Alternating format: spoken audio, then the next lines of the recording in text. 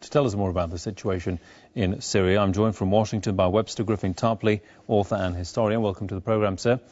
Dr. Tarpley, first of all, Syria has agreed to a peace plan by Kofi Annan, but how much does it correspond to the crisis in Syria?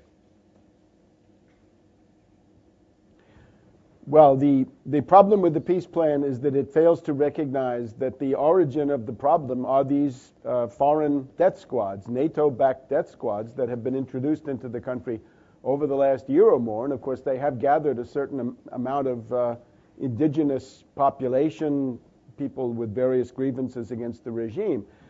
But therefore, we can't imagine that there's anybody to negotiate with, and this I think is the problem. Who can Assad actually negotiate with? Now, looming ominously behind all of this is what's coming on Sunday. Is this conference of the so-called Friends of Syria, this time in Istanbul, after the failure of the one in Tunisia. They're now attempting it for a second time, and they're trying to make sure that this one doesn't fail in the way that the previous one did. We're reading all about this in the columns of Al-Akbar of Beirut. What is planned is this buffer zone, in other words, that the Turkish armed forces or gendarmerie will seize a part of northern Syria and make that into a safe haven for these death squads so that they can regroup and continue their attacks into Syria. You look at this Istanbul conference. On the surface, it looks like a coalition of the willing, as we had in the previous decade, 10 years ago, to attack Iraq. This one looks more and more like the Munich conference of September 1938, the one with Hitler, Mussolini, Chamberlain, and Daladier. In those days, the goal was to carve Czechoslovakia. Today, it's Syria. In those days, the buffer zone was called the Sudetenland. Today, it's called the northern area around Idlib. Russia was not invited to that one. Russia will not be invited to this one. In the meantime, there's a chorus of... yes? Let's go ahead, Doctor. The people in Turkey are now very unhappy with Erdogan. I think Prime Minister Erdogan is very much on the hot seat because of his very, very bungling administration of this crisis. According to the Turkish press, Erdogan had been conned by Obama, in effect. Erdogan had been told by Obama in those phone calls that we hear so much about, right, that Obama is constantly on the phone to Erdogan. Obama had convinced Erdogan that the Syrian government of Assad, the Ba'ath Party, was about to fall, and that several months ago. Now, that has not happened.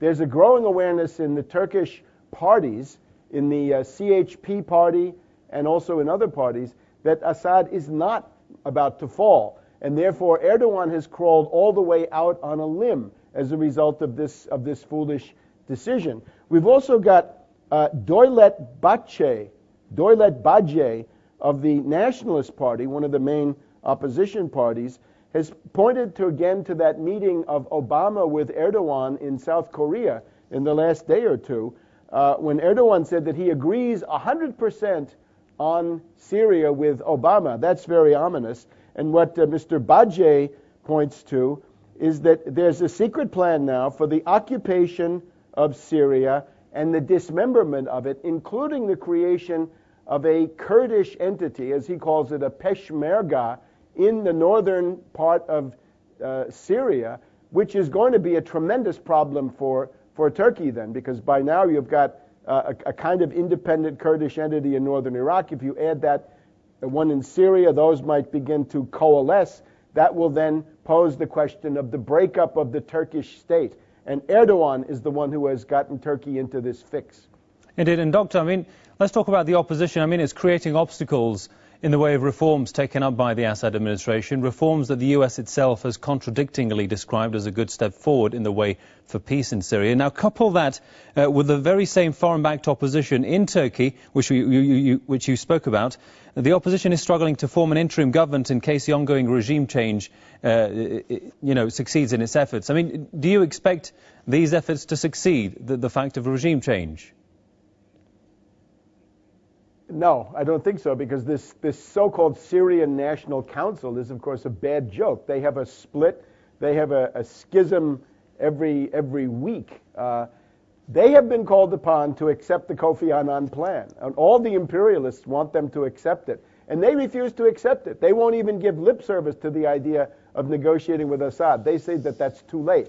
Now, at a deeper level, what the Syrian government is asking for, and I think quite correctly so, is what assurances are there that if the Syrian government declares a ceasefire, that these death squads and their supporters will also stop shooting? There are no such assurances. The second thing is, if you're going to pacify the situation, what assurance is there that the armed rebels, terrorists really, inside Syria, are going to allow themselves to be disarmed and then turn around and take part in the campaign for parliamentary elections, which are currently scheduled for the 7th of May? No assurance of that either.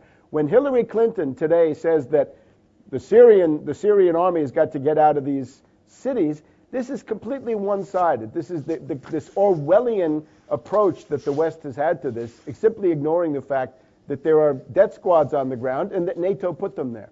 Indeed. All right, we'll have to end it there. Many thanks to Webster Griffin Tarpley, author and historian from Washington. Thanks for your time there, Doctor.